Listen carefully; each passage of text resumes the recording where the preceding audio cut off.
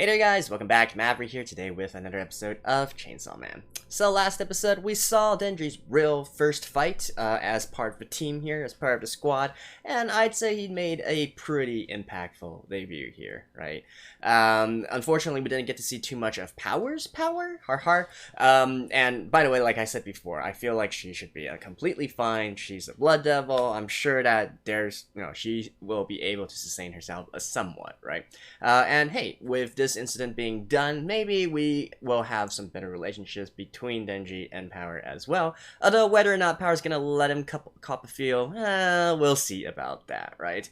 Beyond that, not really sure what else is going to be happening in this episode. I do hope, once again, that they explain a little bit more in terms of, the entire devil situation. Last episode we saw Makima kind of sort of get into it, including, the name devils part and how they derive their powers from people's thinking of whether something is dangerous or not, which I still feel like it's in a little bit of contention. Like, I think everybody has differing opinions on what is scary, what is not, etc., etc. But yeah, in any case, let's get into the episode and see what's up. All right, let's begin in 3, 2, 1, play.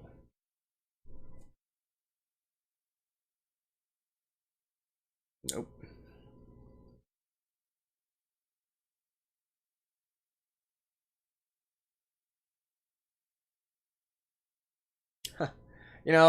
Compared to everything that we've seen so far in the anime, I argue that those two scenes were probably the most gory compared to everything else. Yeah.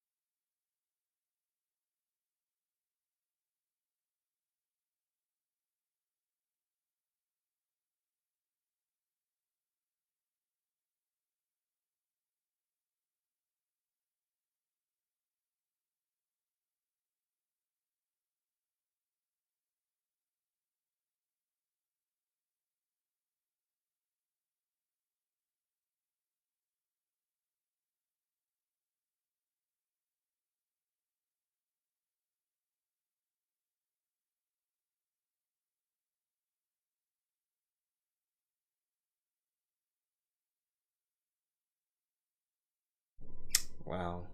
Hmm. Hmm?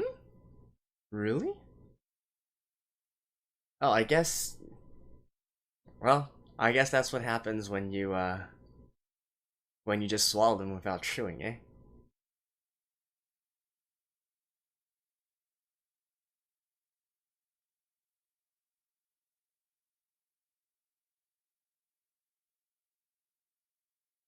Because I want to cough a few. Yep.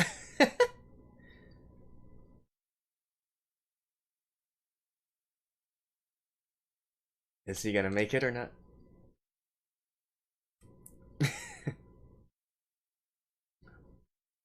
I guess if we're going by the logic that Power just said, warm boobs are better than cold boobs? Question mark?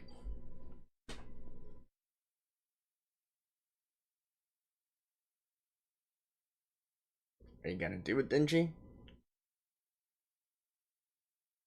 I kind of feel like he's gonna be cockblocked before.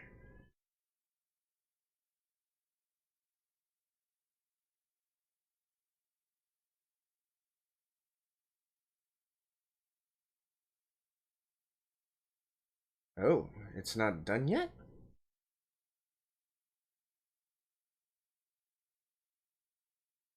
But what actually...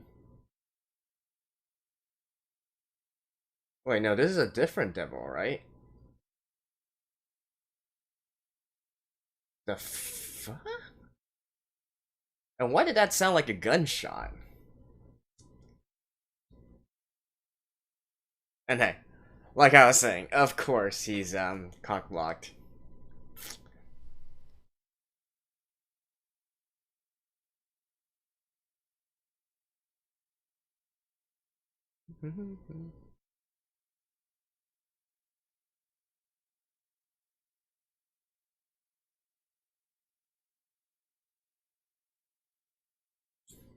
Oh, I just realized in that scene where the bowling balls they were using like golden balls. So that's a nice little hidden joke there.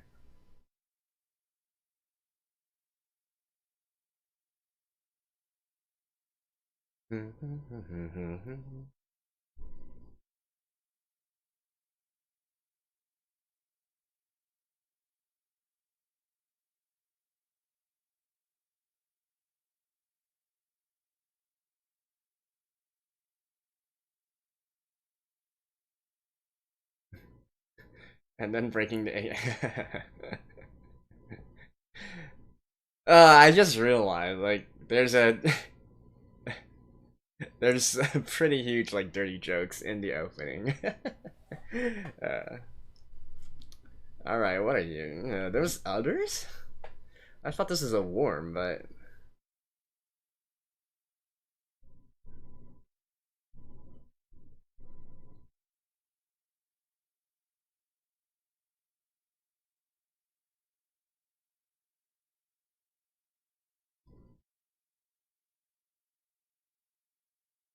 oh, all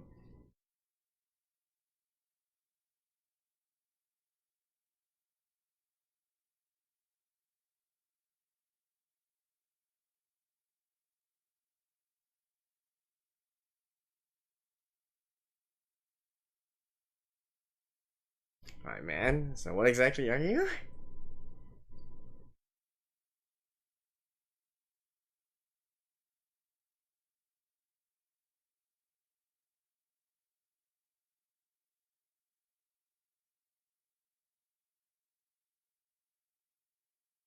Oh yeah, like what exactly is this supposed to be? A cowl?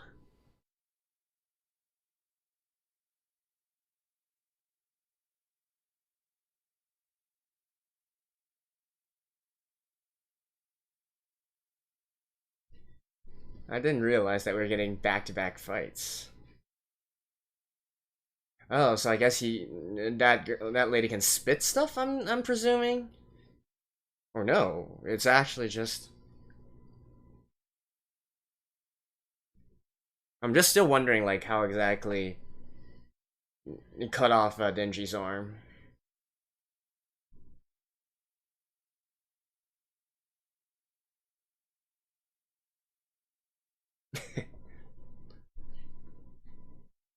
Hey, don't underestimate the power of a horny teenager.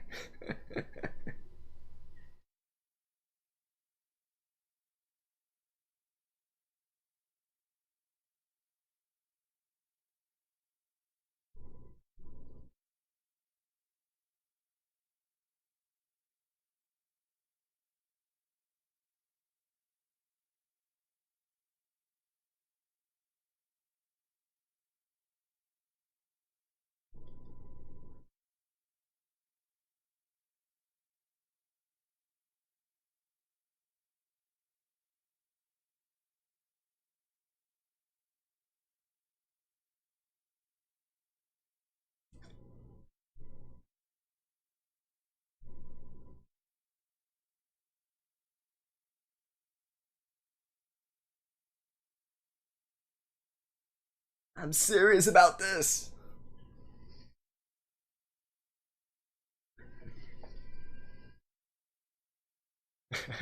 Man, the way that he fights is just like sheer willpower, basically.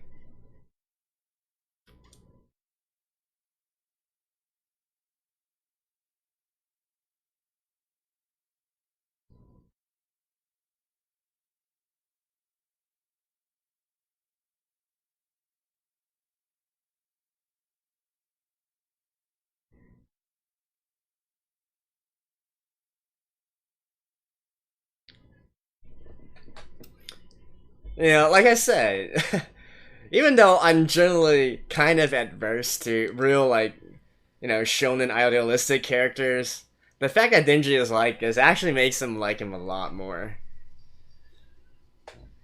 He's simple-minded, but he's straight-minded, right?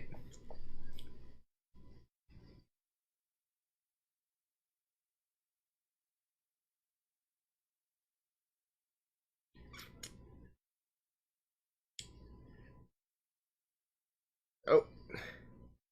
Or is this supposed to be intestines? Intestines?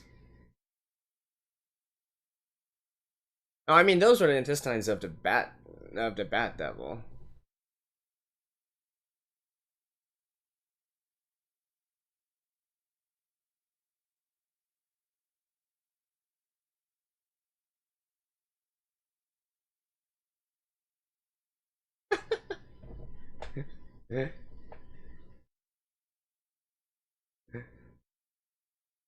Alright, this is a blast.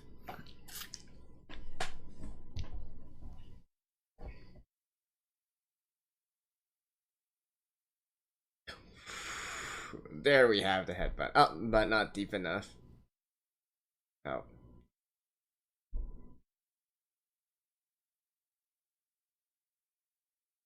So, are you gonna do anything, Power? Oh, who's this? Oh.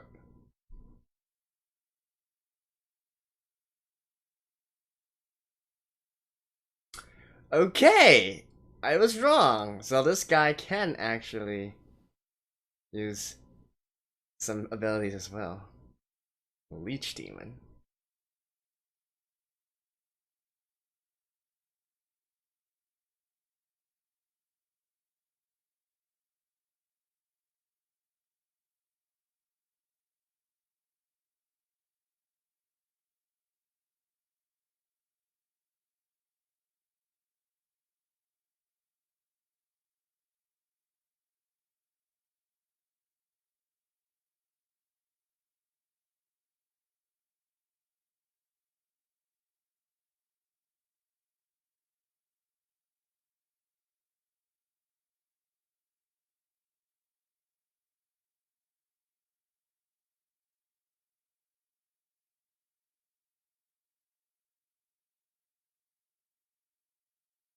How exactly are they going to heal him, though?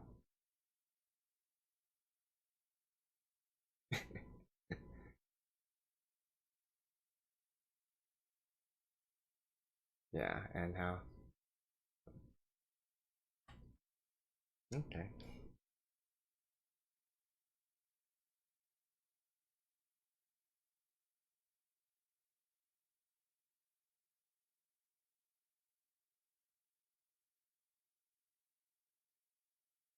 Really? Okay.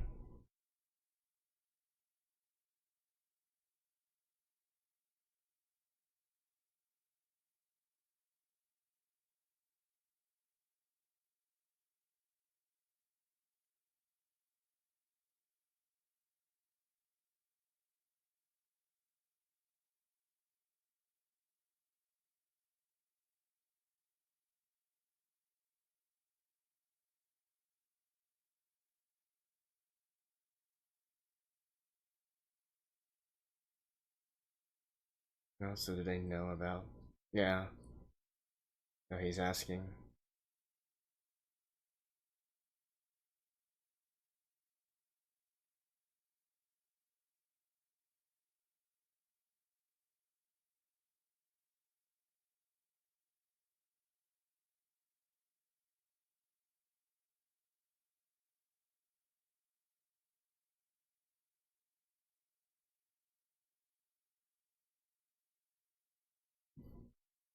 Now we get into some more of the like shonen parts of stuff.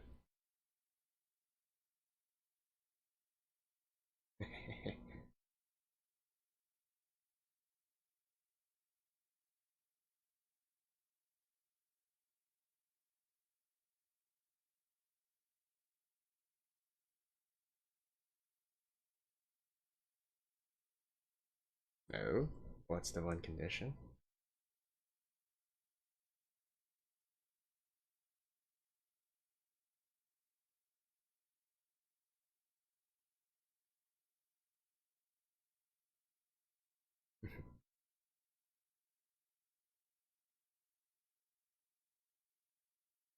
I feel like Denji's probably gonna be like, screw you, dude.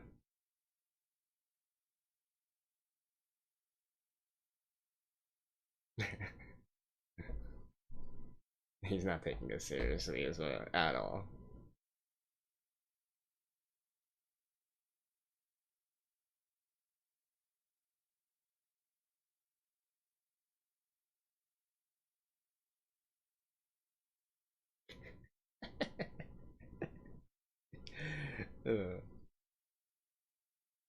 Like I said, even though he's trying to be like all cool and calm and collecting all that, I really emphasize a lot with Akibro here.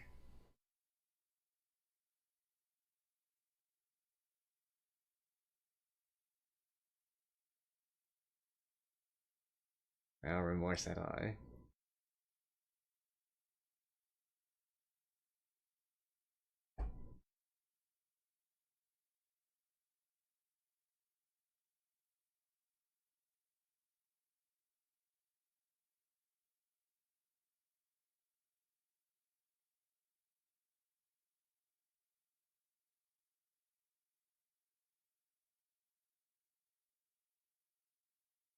Makima?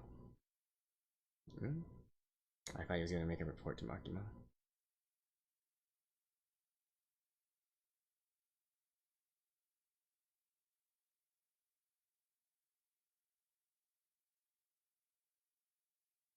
Oh, yeah, I'm presuming this is yeah. He's making a report to Makima.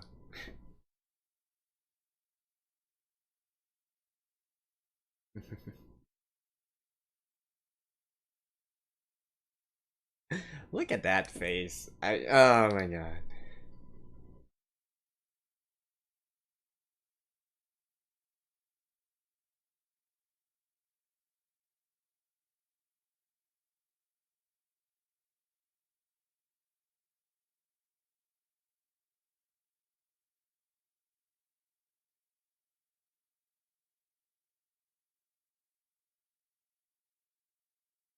God,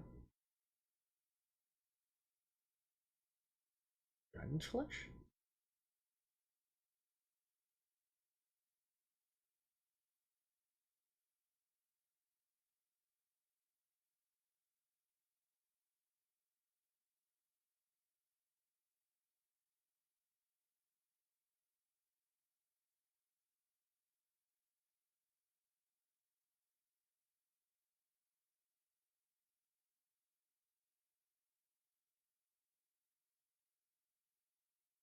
He's covering for him?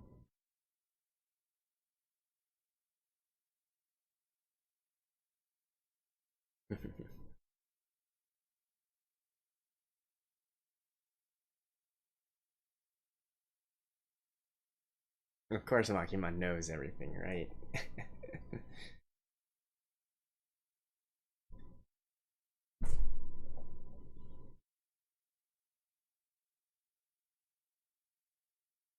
Yeah. I was gonna mention like why is oh they live together, right? I was going to mention, or is this Power's house? No, this is yeah. I was going to mention how it seemed weird that they're already talking about Denji influencing him, but I guess I mean, it's only episode 4, right? And they've only really been in contact for literally like one episode worth of screen time. But, I feel like I mean, they have been living together for quite a while already. Okay, I guess Denji is still at the hospital.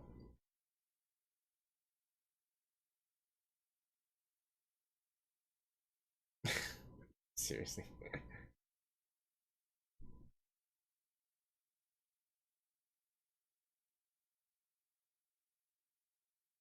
Okay. A coffee enjoyer.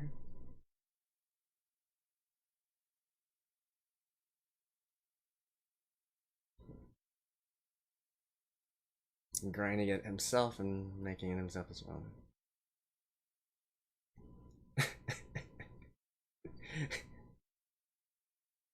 Oh no, Denji's here. Okay.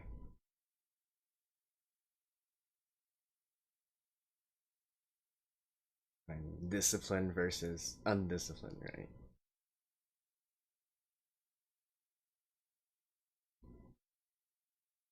You know, I feel like Hayakawa was definitely one of those people who will get really, really annoyed if you mess up his routine. Like this is one of those guys that needs to follow a specific schedule, like every day.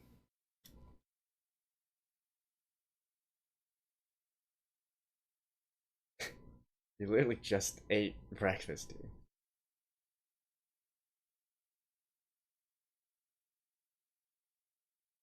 That power? Yep. You're coming to live here as well?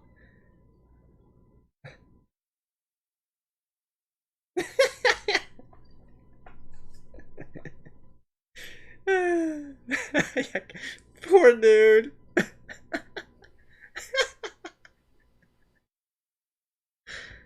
Oh, Makima.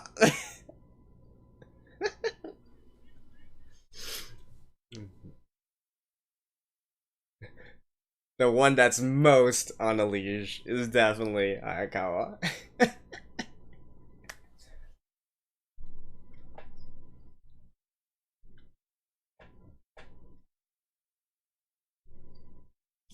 Behave.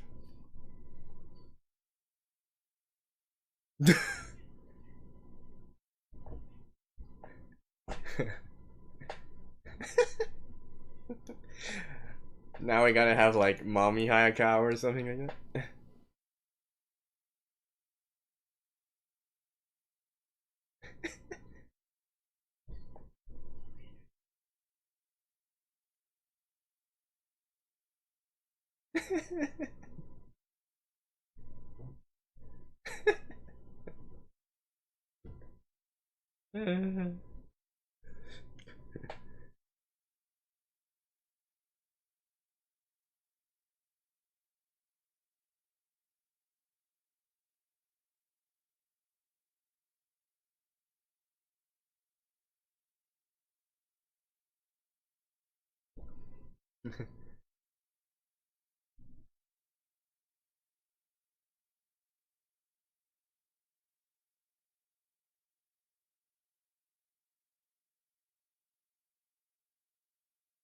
Okay, what's going to... Oh.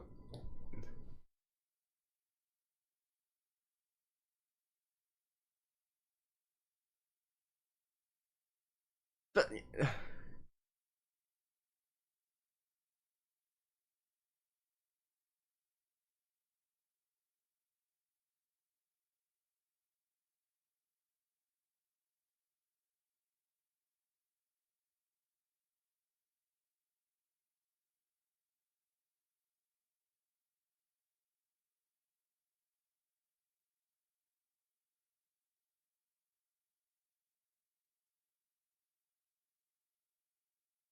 Top knot.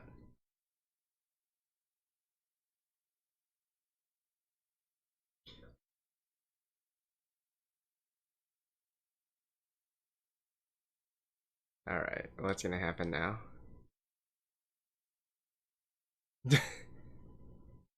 Oh, they're not gonna actually show it? I mean, I guess they can't show it, but... No, I was fully expecting him to get cockblocked once again, but alright.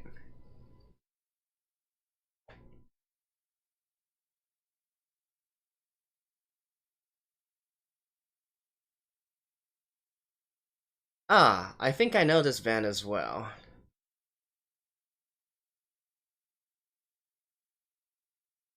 Is this Hitorie? Oh wait, is the band name called Hitorie? Hold on.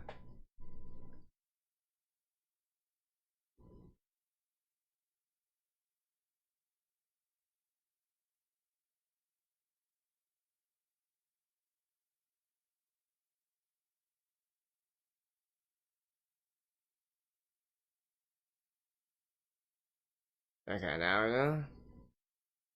Two boy? Who? Okay, I'm gonna have to look at it. There's entirely a power focused ending here. No, but seriously, I feel like this style of music and the arrangement I think that's maybe an alias for the one I was talking about. Okay, anyways, I'll try to look that up. I'll see you guys right after this.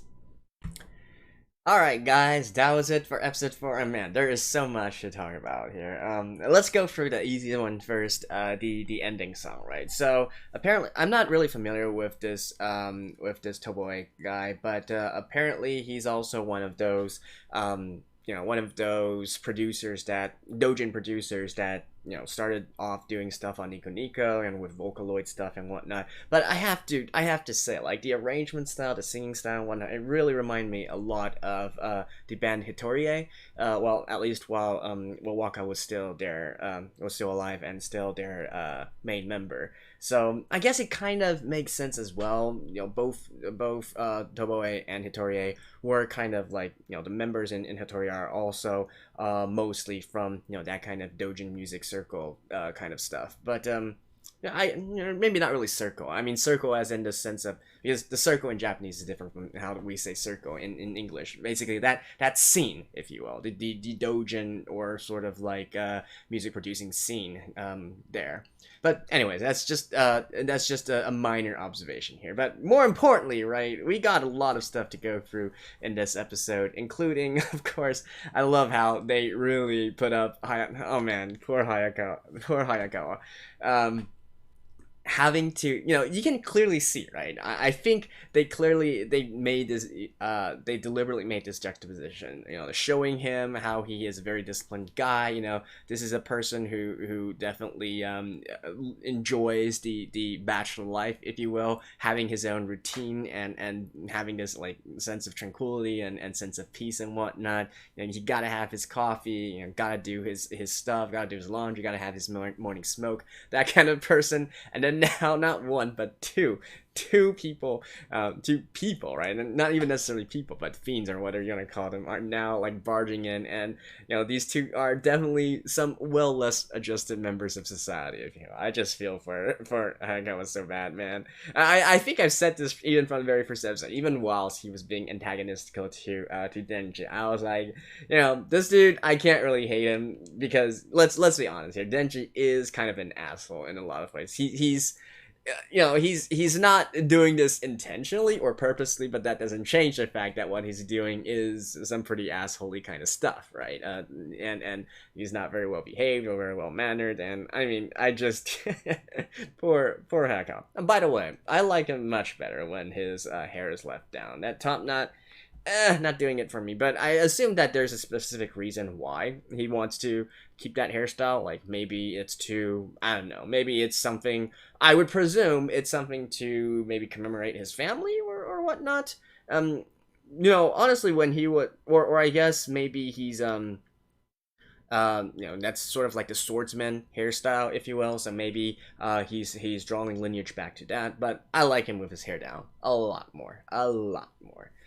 And then, of course, we have Power at the very end there. I'm not quite sure, like, in the end, if Denji was able to get what he wanted. I kind of feel like he probably shouldn't, though. This definitely seems to me screaming more like a series where, even though Denji keeps on working towards his goal of fondling a girl's breast and whatnot, fondling a girl's boobs, but never actually being able to, right? And that's, sort of like a running joke, if you will. If he can actually do it, well, I don't know. Will that change the dynamic of the situation? Is he going to be less inspired now to do some things, less determined, have less willpower? We don't know, right? So those are all important questions here, and definitely not because I want to see that scene. Okay, but all jokes aside, and okay, I guess one last thing to come out is definitely Makima, right? Like, this girl she knows exactly which buttons to push, which strings to pull. I mean, she is a complete mastermind here. I like, when she was talking about, I think Hayakawa, you would be a good leash for those two. I was like, Maki, you are the one keeping a very, very firm leash on Hayakawa here, and Hayakawa cannot escape. He can't escape. It's just that. Alright, beyond that though, so let's talk about the actual, devilish kind of stuff here, because there's actually quite a few things I I feel is interesting. Right now, obviously, the big one, probably the big reveal this episode, is that the Devil Hunters actually form contract with devils in order to gain power. So they're not really just normal humans running around, right? Which answered an earlier question that I have, which is, Hayakawa seems to be like a normal human, right? So how exactly is a normal human going to go up, and the other Devil Hunters, how are they exactly going up against these devils who clearly have supernatural, maybe not necessarily supernatural like psychic abilities or whatnot, but definitely in terms of their supernatural powers and speed and so on and so forth. So I guess this explains a little bit. Although once again, so I guess this is a situation where they have to continuously feed the devils using their own flesh and blood, or does it have to be their own flesh? Like I'm just wondering, like, in terms of the contract, is this like a very official kind of thing? Obviously, there's a lot of precedents for this in terms of other series and whatnot, forming a contract with devil, right? Forming a contract with a demon. But what I'm saying here is that, is this actually like some sort of mechanism here, or is this really more of a case of just sort of like a verbal agreement? I feel like it has to be more binding than that, considering the power that some of these devils have, but who knows, right? And I think another part of it is definitely, to me anyways, feeding a devil. Does this mean that you have to feed the devil from your own flesh and blood, or can you actually feed them something else, right? And that also works as part of the contract as well. So those are questions, and I'm sure that we're gonna explore them a little bit later, but these are important world building aspects of this, right? And knowing like how